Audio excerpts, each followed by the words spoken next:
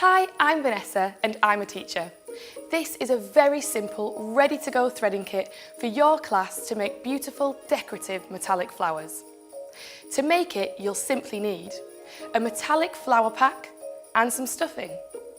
Choose 2 pre-cut metallic flowers. Thread a needle and stitch the 2 shapes together, aligning the pre-punched holes.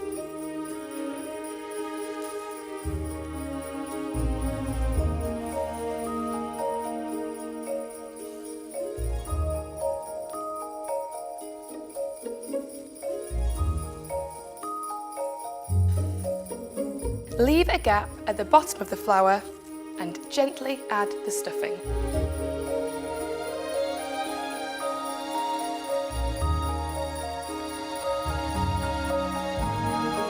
Now stitch up the rest of the flower.